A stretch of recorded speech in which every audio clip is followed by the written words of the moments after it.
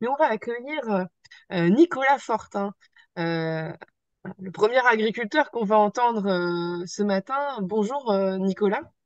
Bonjour, vous m'entendez? Oui, très bien. Alors vous, vous êtes éleveur dans la Vienne, éleveur de vaches charolaises et de porcs en plein air et sur paille. Vous êtes aussi, il faut le préciser bien entendu, le secrétaire national de la Confédération paysanne, acteur majeur du syndicalisme agricole. Alors, Nicolas, quels sont les effets sur le retour du carbone et sur les agrosystèmes de la méthanisation? On a déjà eu quelques éléments, mais vous allez certainement nous en donner d'autres. Oui, ben, bonjour à tous. Alors, moi, moi, je suis paysan à la Conf. Nous, à la Conf, on essaye justement plutôt de s'informer de tous vos travaux, parce que nous, on ne fait pas de recherche. Nous, simplement, en tant que paysans, on constate des choses par rapport à la méthanisation et surtout, on en voit bien les dérives.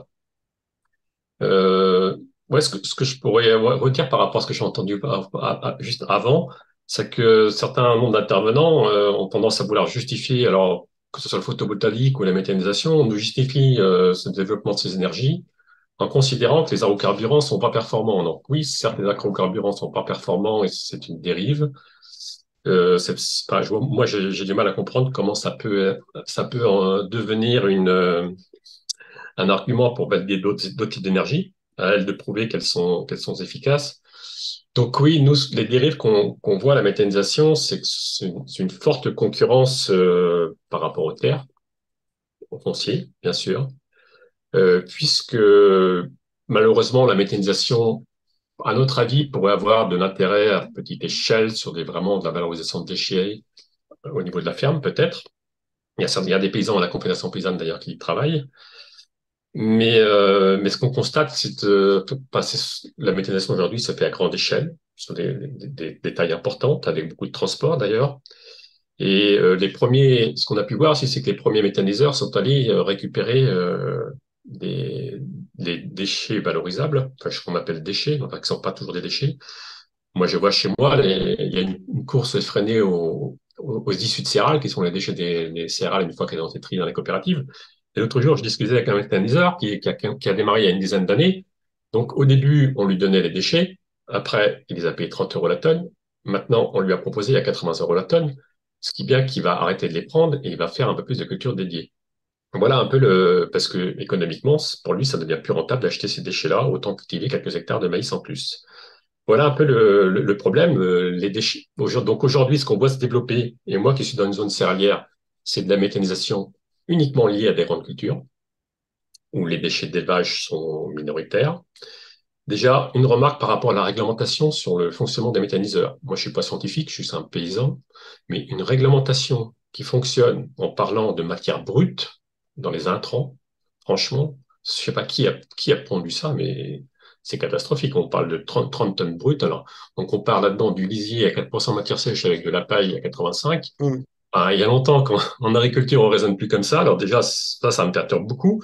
Et à partir de là, on pond une réglementation qui nous parle de 15% de culture dédiée, mais 15% de quoi? Puisque voilà, il faudrait que tout soit ramené en matière sèche, ça aurait du sens. Donc oui, je dirais de plus en plus de méthanisation liée à des grandes cultures et au système des cultures dites intermédiaires. Là, le gros problème, c'est qu'on ne sait plus qu'est-ce qui est la culture intermédiaire aujourd'hui. Moi qui suis dans Poitou-Charentes, une région plutôt sèche, on se retrouve avec des cultures intermédiaires qui sont maintenant les cultures d'hiver, puisque c'est vrai qu'arroser les cultures destinées à la méthanisation l'été, ça passe pas, ça passe mal, ça se fait. Donc en gros, de plus en plus le modèle, c'est du seigle qui est semé fin septembre, récolté au 15 mai, juste à la date limite de la PAC, de la politique agricole, pour pouvoir réimplanter une culture juste derrière, qui devient la culture, enfin, qui est normalement la Mhm. culture principale, alors que dans les faits, c'est de la culture secondaire. Et on se retrouve dans une situation où s'il n'y a pas d'irrigation, il y a l'impossibilité de faire la culture principale. De la même façon qu'en Poitou-Charentes, s'il n'y a pas d'irrigation, il n'y a pas possibilité de faire la culture intermédiaire d'été. Ou alors, on se retrouve avec des cultures intermédiaires qui se développent très peu et qui ont très peu de rendement et qui sont pas mécanisables parce que à chaque fois qu'il faut bien comprendre que c'est pour récolter une culture et l'ensiler, il faut qu'il y ait un volume suffisant pour que économiquement l'énergie dépensée à la récolte en vaille le coup. Donc là, cet inversement de fait de la culture intermédiaire et de la culture principale a un impact fort sur les systèmes de culture. Par exemple, en 2022, dans le Nord-Vienne, du tournesol semé au 1er juin, alors que les autres avaient semé plutôt au 1er avril, voire un peu avant. Ça a pas avec un sol où il n'y a plus de réserve en eau, puisque le seigle avait tout pompé. Voilà, l'irrigation est indispensable pour récolter un petit peu de tournesol. Donc là, en 2022, ils ont arrosé pour faire lever le tournesol, et ensuite, le tournesol a été très mauvais, puisqu'il n'y a pas eu d'eau et qu'ils n'ont pas pu continuer à arroser par du manque d'eau. Donc, ce qu'on constate que, par exemple, méthanisation et bassine, c'est quelque chose qui vont bien ensemble. Nous, ce qu'on constate aussi, c'est que la méthanisation est un moteur de l'industrialisation de l'agriculture. Pour nous, ça c'est assez clair. Moi, dans mon département, il y a une ferme-usine en projet avec 1 hectare de bâtiments photovoltaïques et un méthaniseur, bien sûr. Moi, sur ma ferme, voilà, ce qui nous semble important, c'est nous à la conf de mettre en avant l'agriculture, ce qu'on appelle paysanne, où on essaie de travailler sur notre autonomie, sur l'indépendance, notre indépendance. Donc, on pense à ce niveau-là que l'agriculture elle a un effort énorme à faire sur son autonomie en azote chimique, qui, elle, a un impact énorme en termes d'énergie et de gaz à effet de serre. Donc ça, c'est un enjeu de l'agriculture important. La mise en place de légumineuses de façon importante et la répartition de l'élevage sur l'ensemble du territoire, je pense, serait un moyen pour essayer d'y répondre. Mais enfin, généraliser la méthanisation en disant qu'elle produit de l'azote, ça nous semble un peu des arguments un peu mensongers. Et donc, la méthanisation ne produit pas d'azote, à ma connaissance. Par contre, elle a un impact fort sur la forme d'azote qui est produite. Et là, enfin, nous, c'est ce qui nous inquiète aussi, hein, puisque quand même, un des objectifs, il nous semble, de l'agriculture, c'est aussi d'arrêter de déstocker du carbone, parce qu'on en a déstocké beaucoup, hein, en arrachant les prairies, en diminuant fortement les taux matières organiques dans les sols, en diminuant les haies.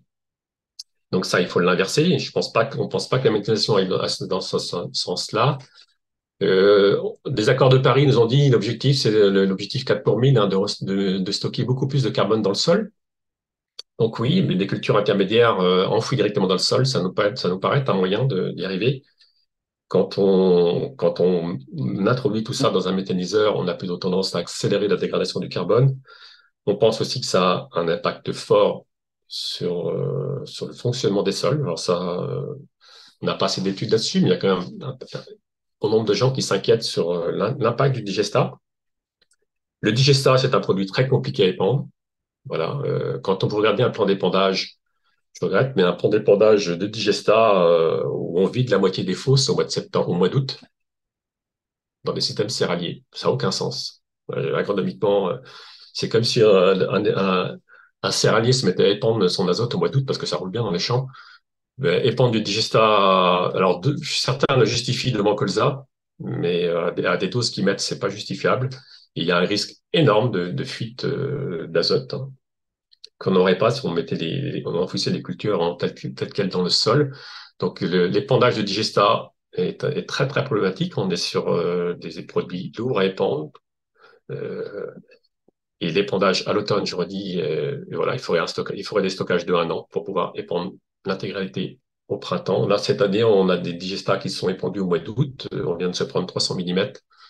Ça m'étonnerait que le colza ait eu le temps de pomper toute cette azote qui est disponible tout de suite.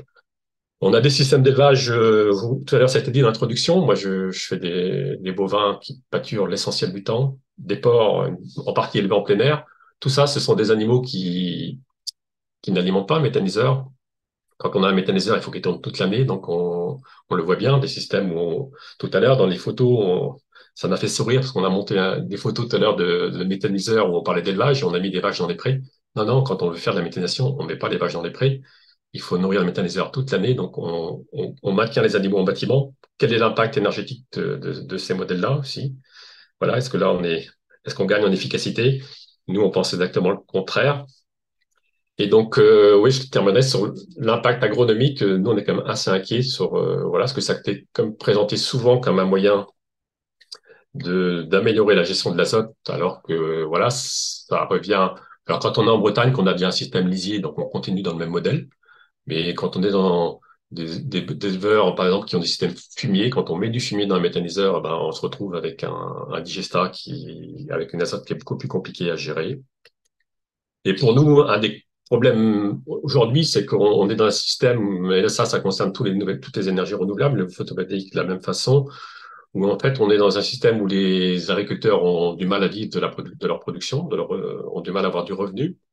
Et la seule chose qu'on leur dit, c'est on ne sait pas combien on va vendre nos céréales demain. Moi, je suis producteur de porc bio.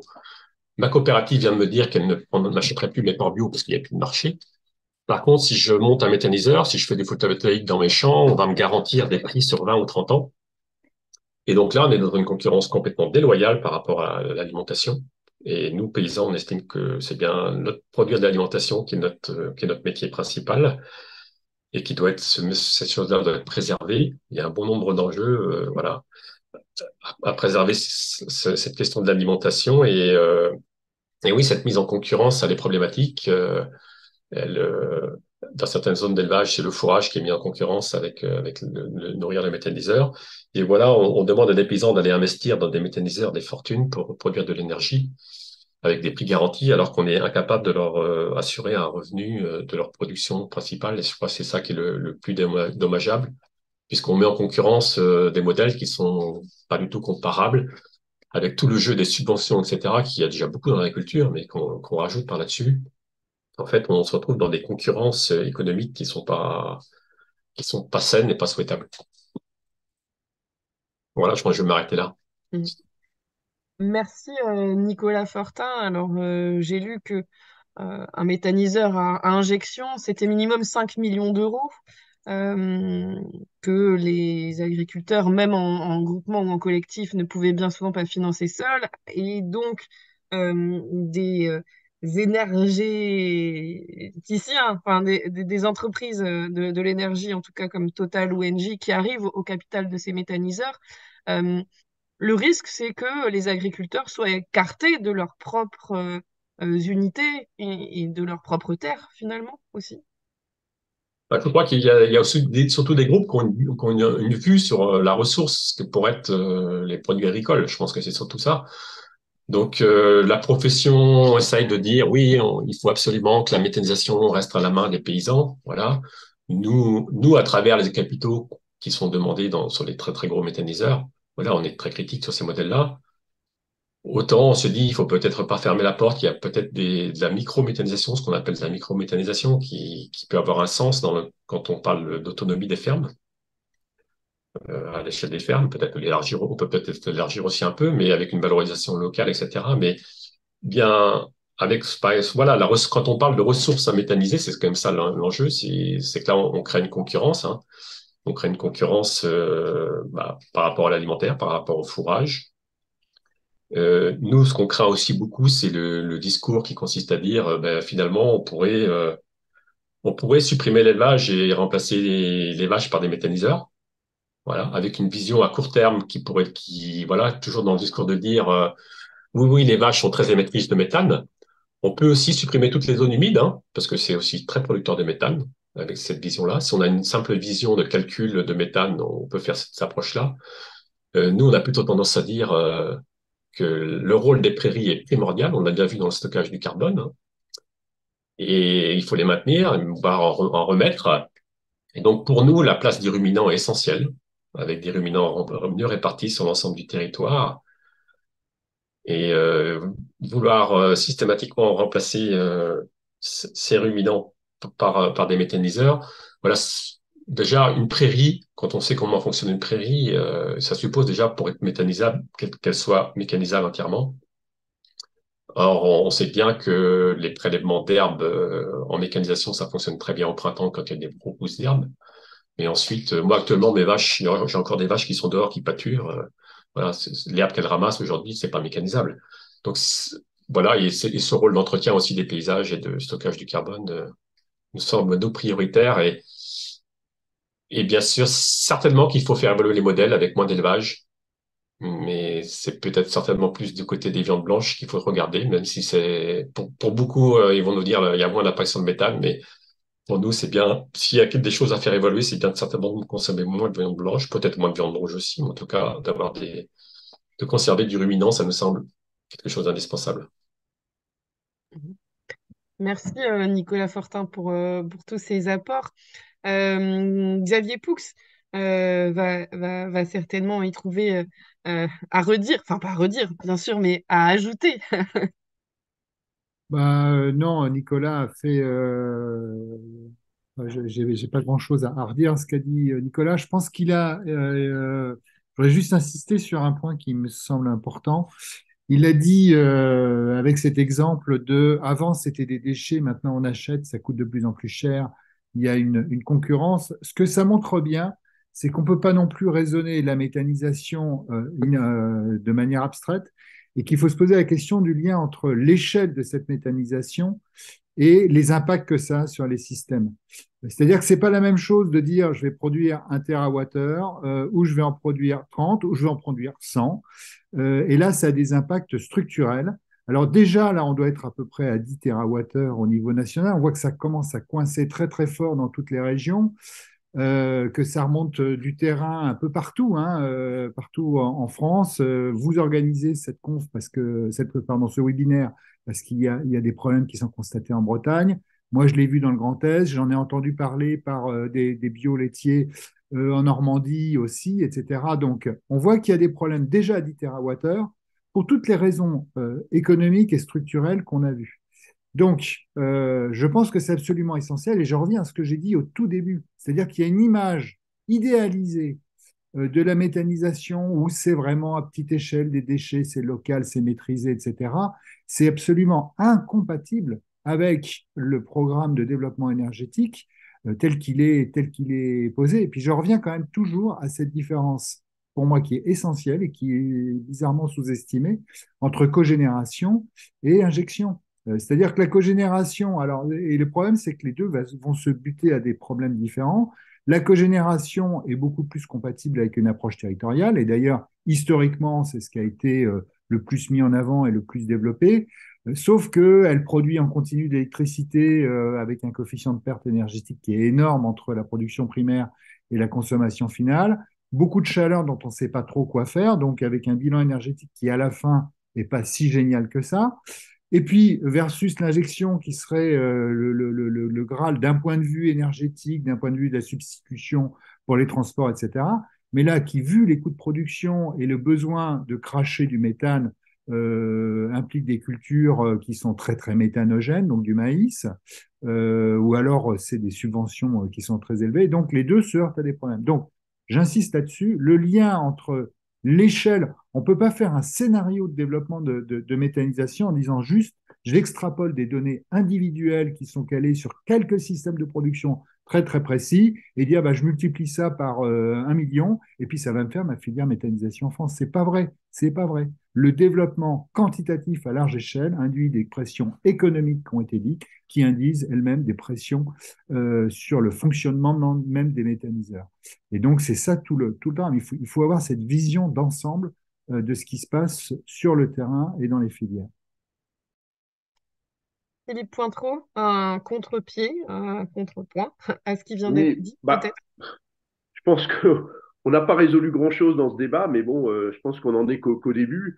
Moi, j'avais écrit un courrier à la Confédération paysanne que j'aime bien, hein. Je suis allé il y a 15 jours, je les ai accompagnés au tribunal à Carcassonne pour intervenir sur l'agronomie pour une destruction de semences VRTH. Donc voilà, on a beaucoup de points qui rassemblent. Mais bon, sur l'énergie, non, je pense que là, quand on dit que, bien entendu, un méthaniseur, oui, il faut l'alimenter, ça produit tous les jours, mais c'est tellement plus facile de remplir son tracteur avec du gaz fossile, du gasoil, où là, bien entendu, on a rien à produire. Il nous arrive tout cuit. On a vécu comme ça depuis l'après-guerre, quoi. Sauf que c'est terminé, cette solution-là. Et là, je pense que la Confédération paysanne a vraiment à se poser des questions de comment. elle va sortir. Il ne suffit pas de dire on va continuer à faire de l'agroécologie, on va avoir des vaches qui pâturent, etc. Enfin, je veux dire, ça n'empêche pas que vous consommez du carburant pour aller récolter le foin, pour etc. Quoi. On les a, les bilans énergétiques des exploitations d'élevage. Quoi. Donc forcément, il n'y a pas d'idéalisation de la méthanisation. Moi, je n'idéalise pas du tout. Je veux dire, d'abord, à Solagro, on n'est pas pour la micro-méthanisation, on est pour une méthanisation collective qui peut porter tous les agriculteurs sur un territoire, notamment les petits, et qui aussi permet de diluer les responsabilités. Parce que oui, c'est des investissements importants de plusieurs millions d'euros. Il n'y a pas de faire de l'énergie, c'est des investissements. Donc aujourd'hui, on le voit plus parce qu'on délègue tout. Le gaz, il arrive dans vos tuyaux. Vous allez à la pompe, vous prenez votre pétrole, vous savez pas du tout, enfin, vous savez d'où il vient, mais finalement, tout ça est délégué, quoi. Donc, reprendre possession de la production d'énergie, eh ben oui, ça va être compliqué. Et ça va se voir et ça va coûter de l'argent. Voilà. Donc, moi, je pense qu'il faut s'attaquer sérieusement à la question de comment l'agriculture portée par la Confédération paysanne, qui se veut non industrielle, comment elle va faire pour produire son azote. Donc là, on a déjà beaucoup plus de solutions, notamment avec les légumineuses, mais comment elle va faire rouler ses tracteurs, comment elle va alimenter tous ses besoins énergétiques autres qui existent dans certains systèmes, moins dans l'élevage. Voilà, donc moi, j'en suis là et je pense que la Et sur cette méthanisation, concurrence entre agriculture et énergie, entre alimentation et énergie, ça, il n'y a pas concurrence. L'agriculture a toujours produit autre chose que des biens alimentaires. Avant, elle avait 2 millions d'hectares d'avoine pour nourrir ses chevaux. Elle consacrait plusieurs millions d'hectares donc pour nourrir les animaux de trait. Là, aujourd'hui, elle a des agrocarburants, qu'on les aime ou qu'on les aime pas. C'est quand même 2 millions d'hectares, dont là, plus de la moitié fait dans d'autres pays que la France. Euh, donc, forcément, donc ça a toujours été, et ça le sera encore. On importe du coton, on importe tout un tas d'autres produits issus de l'agriculture non alimentaire. Et puis on peut se poser la question, moi je l'avais mis dans mon article, je veux dire, on a 1 million d'hectares consacrés à la filière cheval. Est-ce que c'est important le cheval dans notre alimentation? On a 1 million d'hectares consacrés à la bière. Est-ce que la bière est plus important que de cuisiner et de chauffer son riz ou cuire son pain? Non. Je veux dire, on peut même parler du vin si on veut. Donc le débat, il est beaucoup plus complexe que ça. Et moi, je pense qu'on ne peut plus imaginer l'agriculture de demain sans son autonomie énergétique. Voilà, alors après, si vous voulez pas de biogaz, eh ben, vous ferez, je ne sais pas quoi, hein, peut-être donc des agrocarburants à partir d'huile. Bon, ça a été testé notamment aux Pays-Bas, qu'ils ont arrêté parce que c'était plus intéressant de vendre de l'huile alimentaire que de l'huile pour faire rouler ses tracteurs. Donc, quelles sont les solutions? On veut pas de solaire. Bon, les éoliennes, ça dépend des territoires. Voilà, donc c'est quoi le plan? Mhm. Donc, moi, Alors, je pense que la méthanisation, et j'arrêterai là, est une des voies possibles si elle est bien menée. Et puis, de valoriser les produits organiques, les sous-produits organiques qui ne sont pas agricoles et qui peuvent, via la méthanisation, revenir à l'agriculture, donc ramener de l'azote non chimique à l'agriculture, c'est une bonne chose. Voilà, et les méthaniseurs vont permettre de recoupler l'agriculture avec les différentes filières alimentaires présentes sur le territoire, quoi. Et je pense que c'est au territoire de prendre en charge ces projets-là et pas de les laisser dans les mains d'Engie ou de GRDF ou de ce qui vous voulez. Mhm. Mhm. ouais. Philippe, Xavier. tu dis que le débat n'a pas évolué. Enfin, moi, je trouve que je suis quand même parti de là.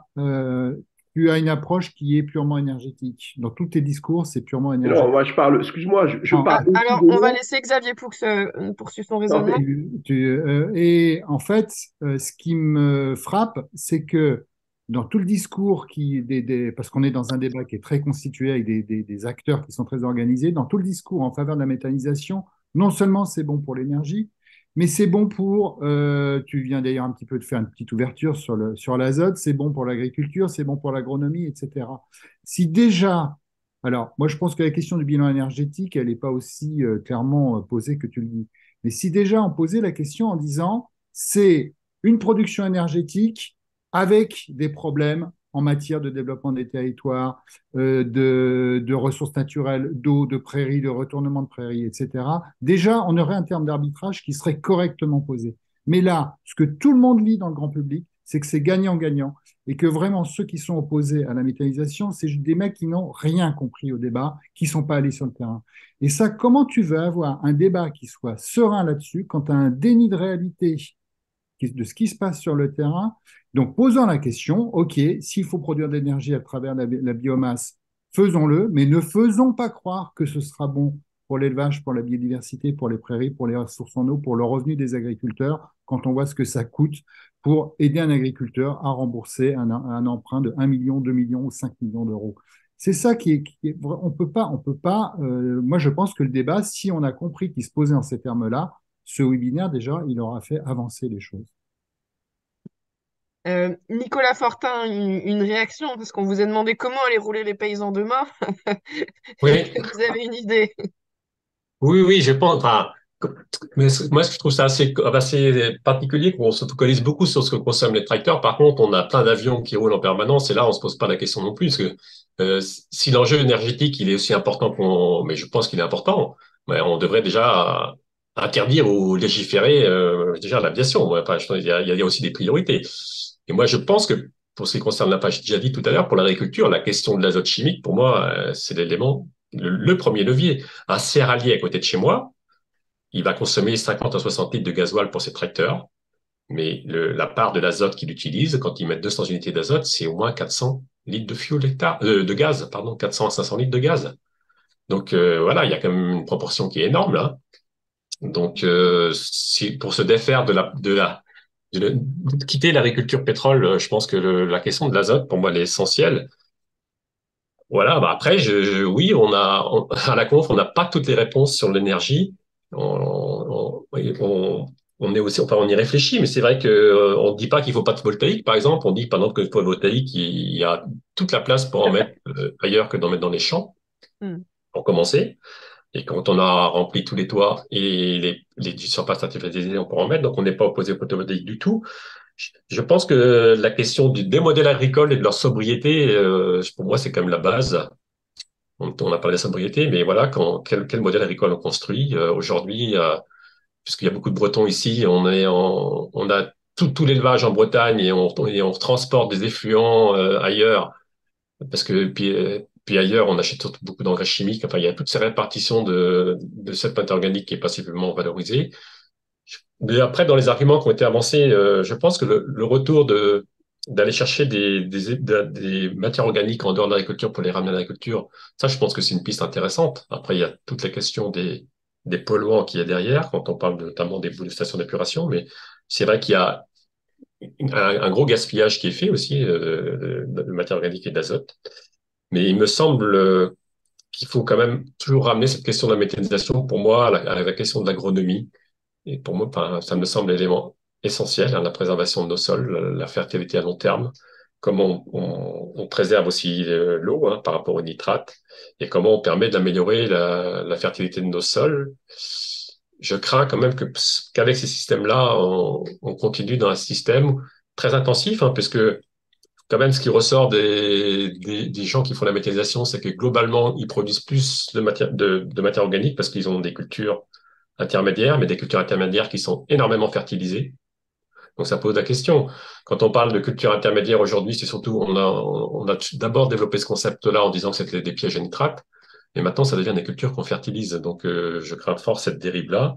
Et puis une grosse question par rapport à la mécanisation, à la méthanisation. Visitez une ferme qui a un méthaniseur, vous allez voir le parc de matériel. Alors là, c'est le bonheur pour les marchands de matériel, la mécanisation. Mhm. C'est de la méthanisation partout. Et là, en termes là, je pense pas qu'on aille vers la sobriété et vers l'économie d'énergie.